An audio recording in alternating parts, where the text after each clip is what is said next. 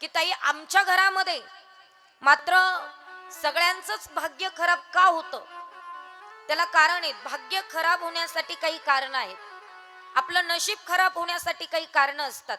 काय काय आहेत सांगते, जरा पटापट ऐका, मला पुढे कथा सांगायची. आपण आपल्या घरामध्ये आपलं भाग्य कधी खराब होतं?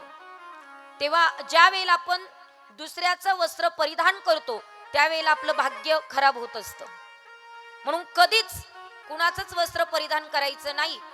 तुम्हाला एखाद्या स्त्रीची किती साडी आवडली तरी आवडली म्हणा, पण तुझी साडी मला दे असं कधीच म्हणू नका.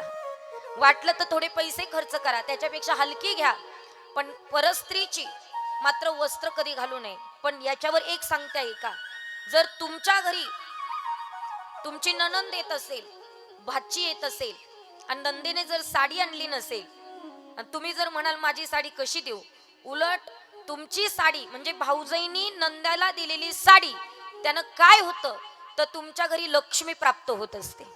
कधीही नंदेला द्यायचं, कधी नाही म्हणायचं नाही. नाही तर काही काही भाऊजाई फार हलकट आहे. नणंद येणार म्हटली की ती दिवाळीच्या दिवशीच लॉक लावून जाते, कुलूप लावून जाते. अजिबात तसं करायचं नाही. घालू द्या. बहिणी भाच्यांना केल्यानं काही कमी पडत नाही. आणि म्हणून पण तुम्ही तुमचे वस्त्र नंदेला देऊ शकतात, पण इतरत्र कुणाला देऊ शकत नाही. कुणाचे वस्त्र तुम्ही घालू शकत नाही.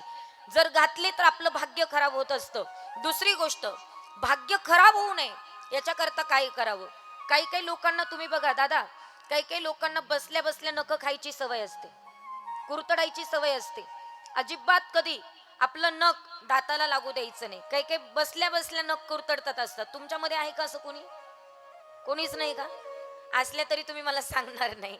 पण आजपासून अजिबात नख कुरतडायचे नाही. आपण काही उंदीर नाही कुरतडायला.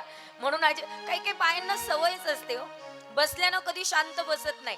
तुम्ही बघा, बसल्यानं आता कधी कधी काही काही बायका कथेत बसतात, म्हणजे फुलं आहेत ना, त्या फुलांच्या पाकळ्या घेतात, त्याच्या पार एक एक एक एक छोटी छोटी काढत काढत चालतात, एकमेकीला मारून फेकतात. काही काहींची सवय असते. कधी कधी कोणी कोणी कोणाच्या पदरीला गाठ मारत बसतं. अजिबात नाही.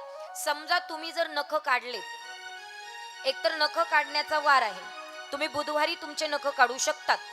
पण नख जर काढलेत तर अजिबात इकडे तिकडे टाकू नका. कारण ज्या वेळेला तुम्ही तुमचं नख काढतात आणि खाली टाकलं की त्याच्यावरून जर एखादा स्त्री असेल, एखादा पुरुष असेल किंवा एखादा कीटक असेल त्याच्यावरून जात असेल तर त्याचे जेवढे काही दोष आहेत, त्याचे जेवढे काही रोग आहेत तेवढे आपल्याला लागत असतात. हे नख फार भयंकर आहे. म्हणून नख काढल्याच्या नंतर मात्र त्या ठिकाणी तुम्ही वॉशरूम मध्ये जातात तिथेही टाकू शकतात, फ्लॅश करू शकतात, पण ते नख उघड्यावर अजिबात टाकू नका. त्याने काय होतं, आपलं भाग्य मात्र खराब होतं. नख अजिबात कुरतडायचं नाही. लक्षात बसतंय ना तुमच्या? ऐका, सगळ्यात महत्वाचं सांगते, दक्षिण दिशेकडे मुख करून जेवायला बसत जाऊ नका. काही काही दक्षिणेकडे तोंड करून जेवायला बसतात. जेवणासाठी फक्त दोन दिशा दिलेल्या आहेत. एक तर पूर्वेकडे तोंड करून बसावं, नाहीतर दुसरी गोष्ट पश्चिमेकडे तोंड करून बसावं. उत्तरेकडे आणि दक्षिणेकडे जर तोंड करून आपण जर जेवायला बसलो तर 100% मला असं वाटतं की त्या ठिकाणी आपल्याला आजार लागतात. दक्षिणेकडे आणि पश्चिमेकडे तोंड करून बसू नका जेवायला. का बरं? पश्चिमेकडे जेवढी जेवढी माणसं तोंड करून जेवायला बसतात तेवढ्यांच्या पाठीमागे रोग लागत असतात. आणि दक्षिणेच्याकडे तोंड करून बसलो की सगळं आपण जे जेवण करतो ते मात्र त्या ठिकाणी पिशाच्या योनीला जात असतं. कारण दक्षिण दिशा ही पितरांची दिशा आहेत, म्हणून तिकडे तोंड करून कधी जेवायला बसायचं नाही. जेवायला बसण्याची दोनच ठिकाण आहेत. एक तर उत्तरेकडे तोंड करून बसा आणि दुसरी गोष्ट पूर्वेकडे तोंड करून बसा. याने काय होतं, आपलं भाग्य खराब होत नाही. पूर्व दिशेला जर तुम्ही तोंड करून जेवायला बसत असाल तर तुमच्या जीवनामध्ये आयु म्हणजे आयुष्य वाढत जातं. आणि उत्तरेकडे जर तुम्ही तोंड करून बसत असाल तर तुमच्या जीवनात मध्ये यश प्राप्त होत असतं. म्हणून कुठून कुठे बसायचं, कुठून कुठे नाही बसायचं हे फक्त लक्षपूर्वक ऐका. मी आज का सांगितलं माहितीये का? अरे आज फार पवित्र दिवस आहे आणि मला असं वाटतं आज तुम्हाला काहीतरी नेता आलं पाहिजे, म्हणून मी तुम्हाला याची माहिती दिली. आता तर उद्या ग्रहण आहेत, बरोबर आहे की नाही? उद्या बरोबर विचार जर केला तर ग्रहणाची वेळ सांगितली, सुतक कधी लागतात आहे का?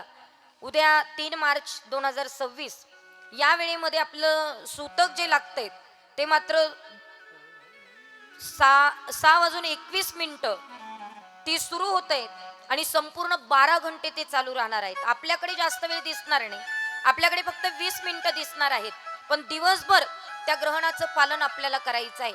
तुमच्यामध्ये कोणी जर मात्र त्या ठिकाणी प्रेग्नेंट असेल, गर्भवती महिला असेल, तर तिने त्याचं पालन करायचं आहे.